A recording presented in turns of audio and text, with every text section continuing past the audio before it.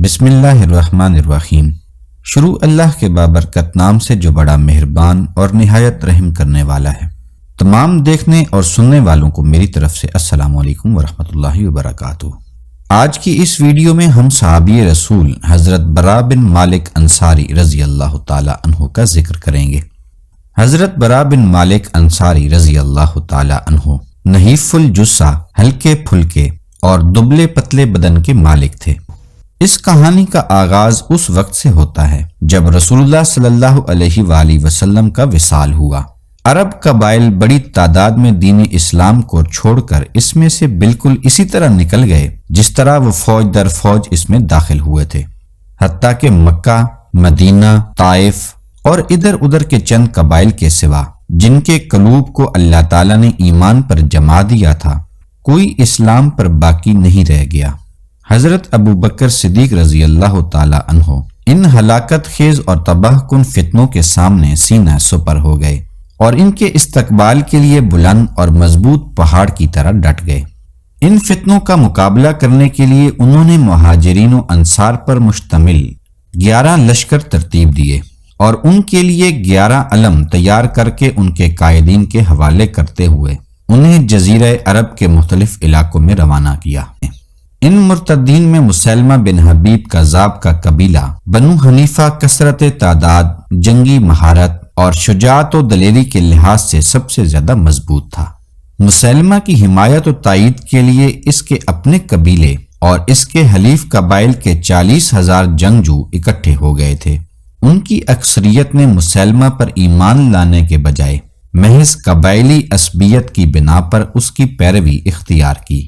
ان میں سے بعض کا یہ کہنا تھا کہ ہم اس بات کی گواہی دیتے ہیں کہ مسلمہ جھوٹا اور محمد صلی اللہ علیہ وآلہ وسلم سچے نبی ہیں، مگر ربیعہ کا کذاب مضر کے صادق کے مقابلے میں ہمارے نزدیک زیادہ پسندیدہ ہے۔ مسلمہ نے مسلمانوں کے پہلے لشکر کو جو اس سے لڑنے کے لیے حضرت اکرمہ بن ابی جہل کی قیادت میں نکلا تھا، شکست دے کر الٹے پاؤں واپس ہونے پر مجبور کر دیا۔ اس کی جگہ حضرت ابو بکر رضی اللہ تعالی عنہ نے حضرت خالد بن ولید رضی اللہ تعالی عنہ کی سرکردگی میں دوسری فوج روانہ کی، جس میں انہوں نے انصار و مہاجرین میں سے بڑے بڑے صحابہ کرام رضوان اللہ علیہم اجمعین کو جمع کر دیا تھا۔ اس فوج کے ہر اول دستہ میں حضرت برا بن مالک انصاری اور کچھ دوسرے بہادر اور جانباز مسلمان مجاہدین شامل تھے۔ دونوں فوجیں نجد میں یمامہ کے مقام پر ایک دوسرے سے ٹکرائیں اور جنگ شروع ہونے کے تھوڑی ہی دیر بعد مسلمہ کا پلہ بھاری ہونے لگا۔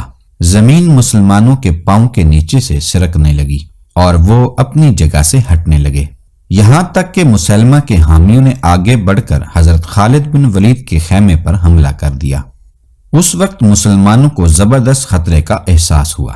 انہوں نے بڑی شدت کے ساتھ اس بات کو محسوس کیا کہ اگر وہ مسلمہ سے شکست کھا جاتے ہیں تو آج کے بعد نہ کوئی اسلام کی حمایت میں کھڑا رہ سکے گا اور نہ پورے جزیرے عرب میں خدائے وحدہ لا شریک کی پرستش ممکن ہو سکے گی۔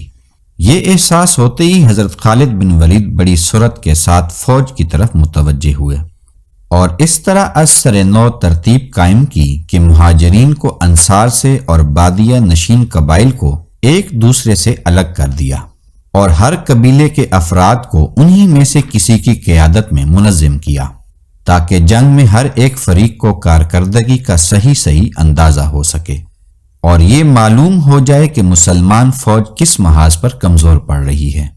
دونوں فوجوں میں ایسی سخت اور خونریز جنگ برپا ہوئی کہ اس سے قبل مسلمانوں کی جنگ کی تاریخ میں اس کی کوئی مثال نہیں گزری تھی۔ مسلمہ کی قوم نے اس جنگ میں غیر معمولی ثابت قدمی کا مظاہرہ کیا۔ وہ مارکہ کارزار میں مضبوط چٹانوں کی طرح ڈٹ گئے اور انہوں نے اپنے مقتولین کی کثرت کی کوئی پرواہ نہیں کی، نہ اس کی وجہ سے انہوں نے اپنے حوصلے پست ہونے دیے اور نہ ہی ان کے قدموں میں لغزش ہوئی۔ مسلمان مجاہدین نے بھی حیرت انگیز بہادری اور بے مثال جواں مردی کے مظاہرے کیے اور جرأت اور شجاعت کے ایسے شاندار اور فقید المثال کارنامے انجام دیے کہ اگر ان کو یکجا کر کے مرتب کر دیا جائے تو ایک لاجواب رزمیہ وجود میں آ جائے۔ انصار کے علم بردار حضرت ثابت بن قیس رضی اللہ تعالی عنہ اپنے جسم پر خوشبو لگاتے ہیں، کفن پہنتے ہیں اور زمین میں گڑھا کھود کر اس میں پنڈلیوں تک اتر کر کھڑے ہو جاتے ہیں، اپنی جگہ پر جم کر لڑتے ہیں، اپنے قبیلے کے جھنڈے کی حفاظت کرتے ہیں اور لڑتے لڑتے شہید ہو جاتے ہیں۔ اور حضرت عمر فاروق رضی اللہ تعالی عنہ کے بھائی حضرت زید بن خطاب رضی اللہ تعالی عنہ مسلمانوں کو للکار رہے ہیں کہ لوگوں دشمن پر کاری ضرب لگاؤ اور اس کو مارتے کاٹتے آگے ہی بڑھتے رہو۔ لوگوں، میں اس کے بعد اب اس وقت تک کوئی بات نہیں کروں گا جب تک مسلمہ کو شکست نہ ہو جائے یا میں خدا کی بارگاہ میں حاضر نہ ہو جاؤں تاکہ وہاں اپنی معذرت پیش کر سکوں۔ پھر انہوں نے دشمن پر ایک زبردست حملہ کیا اور برابر لڑتے رہے یہاں تک کہ جام شہادت نوش فرما لیا۔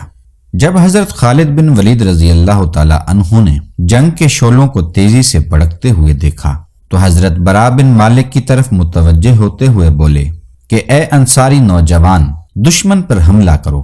تو حضرت برا بن مالک رضی اللہ تعالی عنہ نے اپنے قبیلے کو مخاطب کرتے ہوئے کہا، اے انصار کے لوگوں، تم میں سے کوئی شخص مدینہ واپس لوٹنے کی بات نہ سوچے۔ آج کے بعد تمہارے لیے مدینہ نہیں ہے، آج تو صرف خدائے وحدہ لا شریک کی رضا کی طلب اور پھر جنت ہے۔ اس کے بعد انہوں نے مشرکین پر حملہ کر دیا۔ اس حملے میں ان کے قبیلے کے لوگوں نے ان کا بھرپور ساتھ دیا۔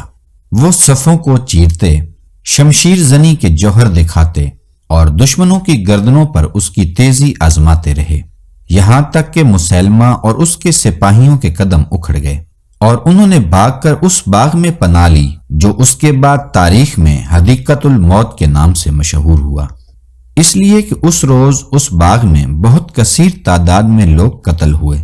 حدیقۃ الموت ایک بہت وسیع و عریض باغ تھا اور اس کی فصیلیں نہایت بلند و بالا تھیں۔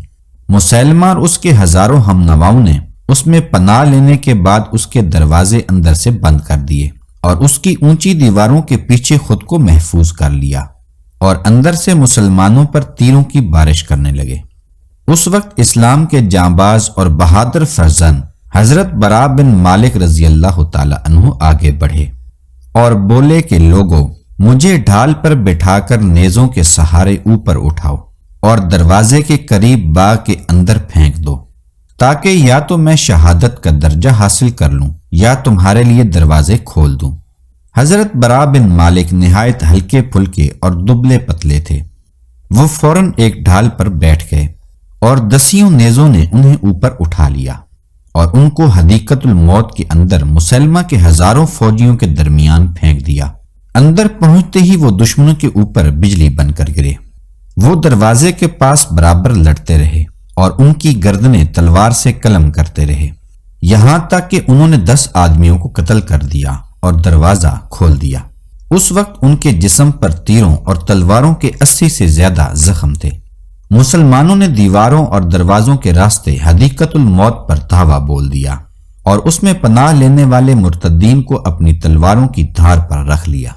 تقریباً 20,000 مشرکین کو واصل جہنم کرنے کے بعد مسلمہ تک پہنچ کر اسے بھی فنا کے گھاٹ اتار دیا۔ حضرت برا کے زخموں کا علاج کرنے کے لیے ان کو خیمے میں اٹھا کر لایا گیا۔ حضرت خالد بن ولید رضی اللہ تعالی عنہ ان کے علاج کے سلسلے میں 1 ماہ تک ان کے پاس ٹھہرے رہے، یہاں تک کہ اللہ تعالیٰ نے ان کو شفائے کاملہ سے نوازا اور ان کے ہاتھوں مسلمانوں کو شاندار فتح عنایت فرمائی۔ حضرت برا بن مالک رضی اللہ تعالی عنہ اس دولت شہادت کو پانے کی حسین آرزو کو ہمیشہ اپنے سینے سے لگائے رہے اور برابر اس کی جستجو میں سرگرداں رہے جو حدیقۃ الموت کے روز ان کو حاصل ہوتے ہوتے رہ گئی۔ وہ اپنے اس عظیم مقصد کو حاصل کرنے اور نبی کریم صلی اللہ علیہ وآلہ وسلم کی ملاقات سے سرفراز ہونے کے لیے یکے بعد دیگرے بہت سے معرکوں میں شریک ہوئے اور ان میں خطرناک ترین مواقع پر پہنچ کر لڑتے رہے، حتیٰ کہ وہ وقت آ گیا جب مسلمانوں نے ایران کے مشہور شہر تستر کو فتح کرنے کے لیے اس کا محاصرہ کر لیا۔ اہل فارس ایک نہایت مستحکم اور مضبوط قلعے میں پناہ گیر ہو گئے اور مسلمانوں نے اس کو چاروں طرف سے اپنے محاصرہ میں لے لیا۔ جب محاصرہ کا یہ سلسلہ کافی طویل ہو گیا اور اہل ایران کی پریشانیاں حد سے بڑھ گئیں تو وہ کلا کی فصیلوں سے لوہے کی زنجیریں لٹکانے لگے، جن کے سروں سے فولادی انکس جڑے ہوئے تھے، جن کو آگ میں تپا کر انگاروں کی طرح سرخ کر دیا جاتا۔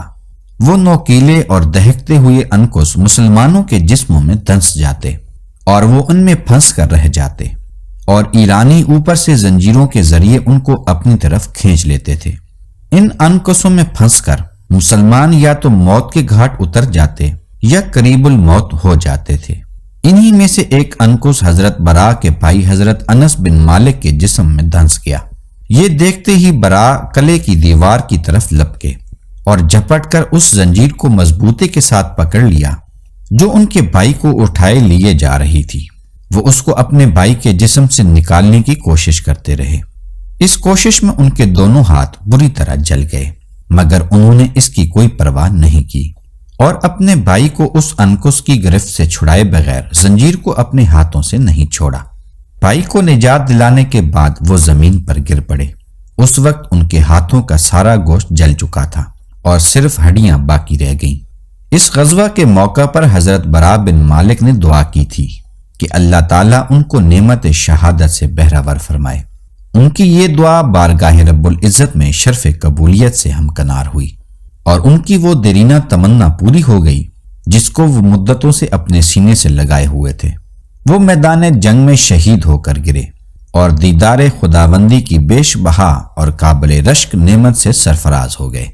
اگر آپ کو ہماری یہ ویڈیو اچھی لگی ہو تو پلیز ہمارے چینل کو لائک، شیئر اور سبسکرائب کریں۔ جزاک اللہ، والسلام۔